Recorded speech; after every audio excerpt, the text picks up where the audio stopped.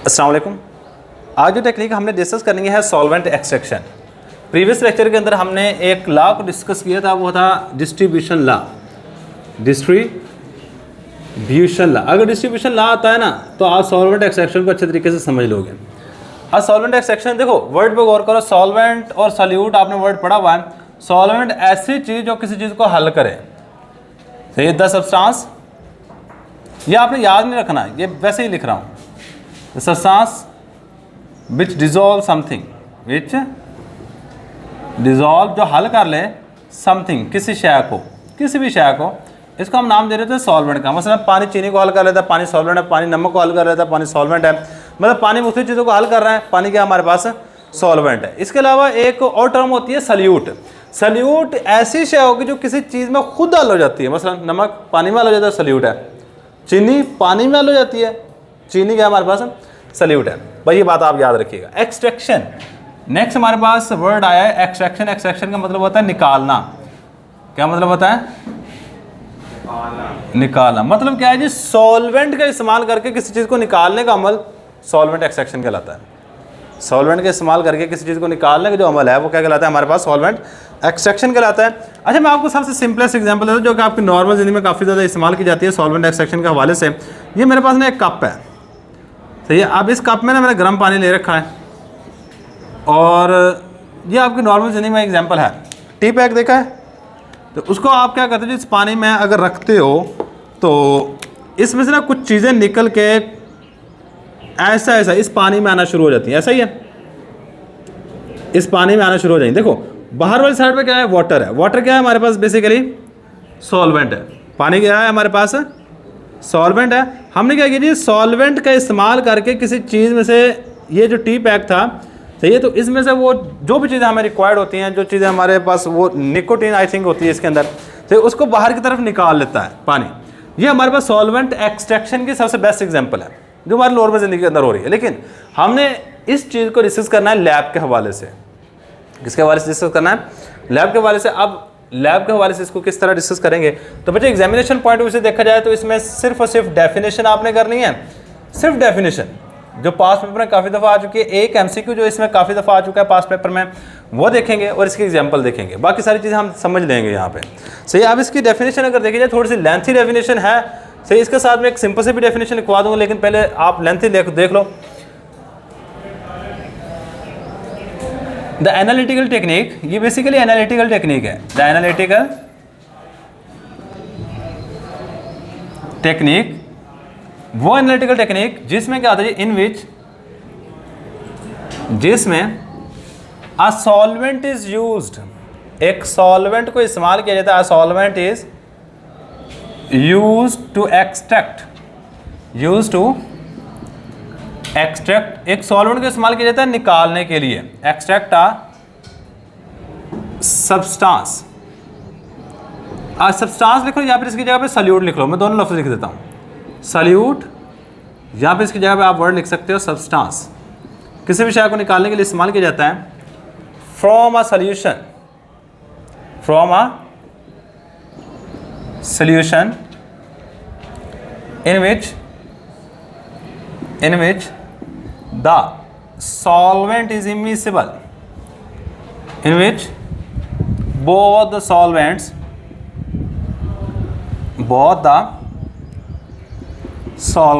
दोनों के दोनों solvents क्या होंगे? are immiscible। अच्छा, immiscible का मतलब मैं पहले बता चुका हूँ, दोनों आपस में जो चीज़ें हल ना हो उसके लिए वर्ड यूज करते हैं immiscible। and solute is more soluble, and solute is more soluble in that solvent, in that, या फिर in added solvent, ये भी सही है। added, जो हमने खुद ऐड किया है ना, उस solvent के अंदर आपका solute ज़्यादा हल होना चाहिए। in added solvent, इसका हम नाम देते हैं इज कॉल्ड सॉल्वेंट एक्सट्रैक्शन। ये लेंथी है, इसके साथ मैं एक सिंपल सी भी डेफिनेशन लिखवा देता हूँ। ये बेसिकली आपकी बुक के अंदर दी गई है, ये वाली डेफिनेशन आपकी बुक की डेफिनेशन है। इसके अलावा अगर मैं सिंपल सी एक बात कहूँ तो वो भी लिख देता हूँ, बाकी हम इस डेफिनेशन को यहाँ पे समझेंगे इसका मतलब क्या है। तो ये डेफिनेशन समझने में थोड़ी सी डिफ़िकल्ट लगती है, लेकिन है नहीं है। सही है। तो अब जो सिंपल सी है द टेक्निक, वो तरीकाकार technique in which a solvent is used, एक सॉल्वेंट का इस्तेमाल किया जाता है निकालने का। Solvent is used to extract a solute from solution, a solute from solution, एक सॉल्यूट को सॉल्यूशन से निकालने के लिए जो तरीका का इस्तेमाल किया जाता है, इसको हम नाम दे देते हैं इज कॉल्ड सॉल्वेंट एक्सट्रैक्शन। इसे सॉल्वेंट एक्सट्रैक्शन का नाम दिया जाता है। अब मेरी बात को समझिएगा थोड़ा सा, इधर देखो। अब थोड़ी देर के लिए ना मेरी बात तो सुन लेना, ये डेफिनेशन अभी आपको समझ आ जाएगी। बेसिकली आपने यहाँ से डेफिनेशन करनी है, एग्जाम्पल लिखेंगे यहाँ पे, सही है। तो अब यहाँ पे गौर कीजिएगा, मेरे पास ना ये एक एक्सट्रैक्शन फनल है, इस तरह की एक्सट्रैक्शन फनल होती है, ये इस तरह की,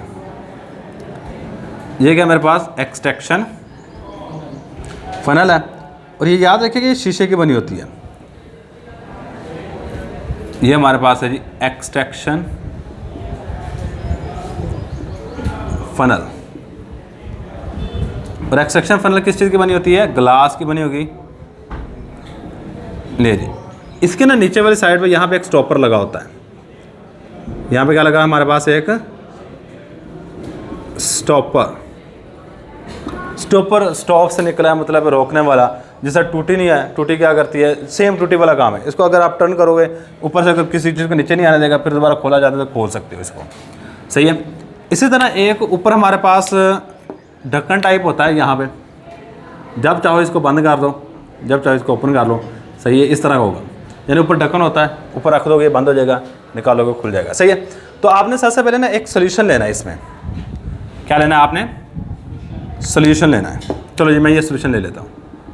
अब सोल्यूशन, एक बात याद रखिए, जब वर्ड मैं सोल्यूशन का इस्तेमाल करूँगा ना, उस सोल्यूशन में दो चीज़ें आ रही होती हैं। कितनी चीज़ें आ रही होती हैं हमारे पास? दो चीज़ें आ रही होती हैं। एक सोल्यूशन में दो चीज़ें होती हैं, एक सॉल्वेंट होता है और सेकंड नंबर पे सॉल्यूट होता है। मतलब इन दो चीज़ों को आप आपस में मिक्सअप करते हो ना, तो मिक्सअप करने के बाद हमारे पास कौन सी चीज़ बनती है? सॉल्यूशन बन रहा होता है, मतलब सॉल्यूट। अगर मैं आपको इसकी सबसे बेस्ट एग्जांपल दूँ ना, तो इसकी सबसे बेस्ट एग्जांपल, अगर आप चीनी को लेके उसको आप हल करो पानी में, चीनी हमारे पास सॉल्यूट होगी, पानी हमारे पास सॉल्वेंट होगा, सही है। अब यहाँ पे ना ये पानी है, और ये मैं जो रेड से बना रहा हूँ ना, ये सपोज कर लो, सपोज कर लीजिए क्या हमारे पास सॉल्यूट है। ये वाली चीज़ हमारे पास क्या है? सॉल्यूट है। और पानी, बाकी जो ब्लैक वाला मैंने बनाया हुआ है, ये सारे का सारा क्या पानी है, सही है। तो अब आपने क्या करना है? सॉल्वेंट एक्सट्रैक्शन करने के लिए, मतलब मैं यहाँ से ना ये सॉल्यूट निकालना चाहता हूँ, ये वाला सॉल्यूट क्या करना चाहता हूँ? इस सॉल्वेंट में से निकालना चाहता हूँ, अलग करना चाहता हूँ। अब अलग करने के लिए मैं क्या करूँगा? ऊपर से एक और सॉल्वेंट ऐड करूँगा। मैं सपोज करता हूँ ये सॉल्वेंट मैंने ऐड कर दिया इसमें। अब ये जो ऊपर से आपने सॉल्वेंट ऐड करना है ना, इसमें दो खसूसियत होनी चाहिए। अगर ये दो खसूसियत हैं तो आप ये वाला सॉल्वेंट यूज़ कर सकते हो। अगर ये दो खसूसियत नहीं है तो आप ये वाला सॉल्वेंट कभी भी इस्तेमाल नहीं कर सकते, सही है। तो इसको मैं कहूँगी ये हमारे पास है एडिड सॉल्वेंट, जो ऊपर से ऐड किया, एडिड सॉल्वेंट। अब इसके अंदर तो कौन सी दो खसूसियत होनी चाहिए? पहले नंबर पे ये वाला सॉल्वेंट जो नीचे सोल्यूशन होगा उसमें हल नहीं होना चाहिए, सही है। ये क्या होना चाहिए? इमिसिबल, हाँ इनसॉल्युबल, इमिसिबल टू सॉल्यूशन। ये सॉल्यूशन के अंदर क्या नहीं होना चाहिए? हल नहीं होना चाहिए, पहले नंबर पे। सेकंड नंबर पे जो कंडीशन है, ये जो इसके अंदर सॉल्यूट मौजूद है ना, ये नीचे वाले सॉल्वेंट की निस्बत ऊपर वाले सॉल्वेंट में ज्यादा हल होना चाहिए। ये दो कंडीशन है। अगर किसी सॉल्वेंट में ये दो कंडीशन, सबसे ज़्यादा जो सॉल्वेंट एक्सट्रैक्शन में मुश्किल काम होता है ना, वो सॉल्वेंट को चूज़ करना होता है, सबसे मुश्किल काम। अगर सॉल्वेंट को सही तरीके से चूज़ कर लिया तो बाकी तो काम ही नहीं रहता। सॉल्वेंट सोल्यूशन लो, ऊपर सॉल्वेंट डालो, इन दोनों को हिलाओ, हिलाने के बाद दोनों को अलग कर लेते हैं, सही है। दो मैंने कंडीशन बताई जो आप ऊपर से सॉल्वेंट ऐड करोगे। क्या दो कंडीशन होनी चाहिए? पहले नंबर जो ऊपर सॉल्वेंट ऐड करो वो नीचे वाले सोल्यूशन में हल नहीं होना चाहिए। जिस तरह आप पानी के अंदर तेल डाल दो, दोनों चीज़ें हल नहीं होती है, तो सेम इस तरह का सिस्टम होना चाहिए। सेकंड नंबर पे जो इस नीचे वाले सोल्यूशन के अंदर सोल्यूट मौजूद है वो नीचे वाले सोल्यूशन के बजाय ऊपर वाले सॉल्वेंट के अंदर ज़्यादा हल होना चाहिए। ये दो कंडीशन है यहाँ पे, सही है। तो अब इस डेफिनेशन को पढ़ो। The analytical technique in which a solvent is used to extract a solute, जिसमें एक सॉल्वेंट को इस्तेमाल किया जाता है निकालने के लिए, किसको? सॉल्यूट को। फ्रॉम अ सॉल्यूशन, नीचे हमारे पास कौन सी चीज मौजूद है? From a solution in which both the solvents are immiscible. देखो एक सॉल्वेंट नीचे है, एक सॉल्वेंट ऊपर है, कहते ये दोनों के दोनों क्या होने चाहिए? एक दूसरे में हल नहीं होने चाहिए। और second number at solute is more soluble in added solvent, और जो ऊपर से आपने सॉल्वेंट ऐड किया है सॉल्यूट उस सॉल्वेंट में ज़्यादा हल होना चाहिए, उस सॉल्वेंट में ज़्यादा हल होना चाहिए। अगर ये दो बातें होती हैं तो हमारे पास उस प्रोसीजर को, उस टेक्निक को सॉल्वेंट एक्सट्रैक्शन कहेंगे। क्या कहेंगे? Solvent extraction. नीचे वाली टेक्निक सेम डेफिनेशन है ऑलमोस्ट, लेकिन ये छोटी करके लिखी हुई है, लेकिन कोशिश कीजिएगा अगर कोई बच्चा बड़ी वाली कर सकता है तो बड़ी वाली ही कीजिएगा, सही है। अब इसके बाद हमारे पास नेक्स्ट जो चीज़ आती है बच्चे, इसकी बेस किस बुनियाद पे? इस लॉ की, ये जो सॉल्वेंट एक्सट्रैक्शन टेक्निक है इसकी बुनियाद डिस्ट्रीब्यूशन लॉ पे, किसके ऊपर है? It is based on distribution law. और ये डिस्ट्रीब्यूशन लॉ प्रीवियस लेक्चर हम डिस्कस कर चुके हैं। It is based on distribution law, इसकी बुनियाद डिस्ट्रीब्यूशन लॉ पे है, सही। इसके बाद एग्जाम्पल, बच्चे सबसे बेस्ट एग्जाम्पल है ना इसकी, वो है सॉल्वेंट एक्सट्रैक्शन की सबसे बेस्ट एग्जाम्पल ईथर एक्सट्रैक्शन है। क्या है? Ether extraction. अच्छा, अब ईथर एक्सट्रैक्शन क्यों नाम दिएगा? अगर आप ऊपर वाले जो सॉल्वेंट ऐड कर रहे हो, ये जो सॉल्वेंट की जगह पे अगर आप ईथर को यूज करते हो, किसको यूज करते हो? ईथर को, तो आप उसको नाम दोगे ईथर एक्सट्रैक्शन का। क्या नाम दोगे उसको? ईथर एक्सट्रैक्शन का। अच्छा, एक नोट की फॉर्म में आपको एक चीज़ लिखवाऊंगा, ये आपके एक्सरसाइज के अंदर एमसीक्यू भी होगा। ये जो टेक्निक है ना सॉल्वेंट एक्सट्रैक्शन, ये मोस्टली उन कंपाउंड के लिए यूज़ की जाती है जो कि थर्मली अनस्टेबल हो और वोलाटाइल हो, non volatile, sorry, thermally unstable and non volatile. It is used for those compound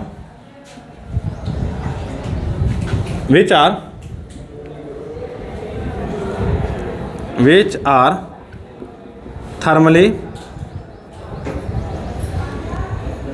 unstable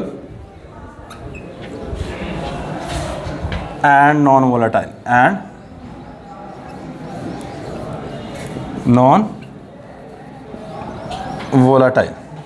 अच्छा, नॉन वोलाटाइल का मतलब क्या है? वोलाटाइल एक वर्ड होता है, इसका ऑपोजिट में नॉन वोलाटाइल है। मतलब अगर मैं दो चीज़ों को ले के रख देता हूँ यहाँ पे रात के लिए, पूरी रात पड़ी रहती हैं, एक बिकर में सपोज कर लेता हूँ वाटर ले लेता हूँ और एक बिकर में पेट्रोल ले लेता हूँ। दूसरे बिकर में क्या ले लिया?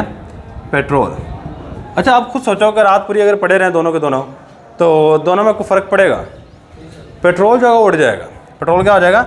उड़ जाएगा, और उसका लेवल क्या हो जाएगा? ऐसा ऐसा कम हो जाएगा। पानी उड़ेगा सही, लेकिन लेवल ऑलमोस्ट आप कह सकते हो उतने रहेगा, ऑलमोस्ट, सही है। तो जो चीज़ वेपर बन के उड़ जाए उसके लिए हम वर्ड यूज़ करते हैं वोलाटाइल। क्या नाम यूज़ करते हैं वर्ड? और जो चीज़ वेपर बन के ना उड़े उसके लिए हम वर्ड यूज़ करते हैं नॉन वोलाटाइल। मतलब ये वाली टेक्निक जो है ना, ये नॉन वोलाटाइल कंपाउंड के लिए ज़्यादा सूटेबल है, सही है। और इसके साथ हमने एक बात और लिखी है, थर्मली अनस्टेबल। थर्मली अनस्टेबल से मुराद ये है कि अगर किसी चीज़ को हीट करे, हीट करने के बाद वो चीज़ किसी और चीज़ में तब्दील हो जाए, इसे कहते हैं थर्मली अनस्टेबल। मतलब हीट करने के बाद वो चीज़ किसी और चीज़ में तब्दील हो जाए, उस चीज़ को कहते हैं थर्मली अनस्टेबल। बट बेसिकली जो एग्जामिनेशन पॉइंट से अगर देखा जाए, यहाँ पे बातें वो सारी यही हैं। MCQ से एग्जाम्पल हमने बेस बता दिए सॉल्वेंट एक्सट्रैक्शन की, सॉल्वेंट एक्सट्रैक्शन की डेफिनेशन कर ली है, सही है। तो सारी की सारी बातें यही हैं। अब जो एक्सप्लेन करने वाली बात है ना, वो आप इन सारी की सारी चीज़ों को देख लीजिएगा। बाकी सारी चीज़ें मैं समझा दी, मैं एक दफ़ा फिर दोबारा रिवाइज कर देता हूँ। सही है, अगर ये चीज़ समझ आ गई तो ये वाली डेफिनेशन भी समझ आ जाएगी, डिस्ट्रीब्यूशन लॉ क्या है सही वो भी समझ आ जाएगा।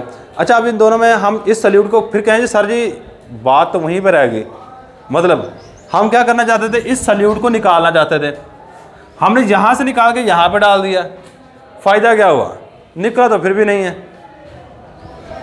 नहीं, फ़ायदा तो तब हो जाए अगर हम इस सल्यूट को अलग कर लें। सही है, फ़ायदा तो अभी तक हमें हुआ नहीं है, हम नीचे वाले सॉल्वेंट से उठा के सल्यूट को ऊपर वाले सॉल्वेंट में ले गए, फ़ायदा कहाँ पे है? अगर सवाल तो बनता है ना, सही है कि आप ये बताएं कि नीचे वाले सॉल्वेंट से निकाल के ऊपर वाले सॉल्वेंट में डाल रहे हैं, सल्यूट तो फिर भी लैदा नहीं हुआ नीचे वाले से, नीचे वाले से लैदा हो गया है, लेकिन सल्यूट को आप अकेले को लैदा करो। तो इसके लिए आप पता क्या करते हो, देखो मैं सपोज करता हूँ ये वाली चीज़ें यहाँ से कहाँ पे चली जाती है, ऊपर वाले में। सही है, मैक्सिमम सल्यूट कहाँ पे चला गया, ऊपर वाले में। और अब आप क्या करोगे, नीचे इस स्टॉपर को ओपन करोगे। अब मेरी बात सुनते जाइएगा, स्टॉपर को ओपन करोगे, पहले कौन सी चीज़ आएगी, नीचे वाला ब्लैक वाला वाटर जिसको हमने सपोज किया हुआ। अब ब्लैक वाले में थोड़ा सा सल्यूट होगा यहाँ पे, फिर भी अभी भी सल्यूट थोड़ा सा होगा, लेकिन इतना ज़्यादा नहीं होगा। इसको उठाओ साइड पे कर दो। सही है, फिर एक और लो, मैं सपोज कर लो कि चलो उठा के साइड पे कर देते हैं, ये लो, ये हमने ना उठा के इसको कर दिया है साइड पे।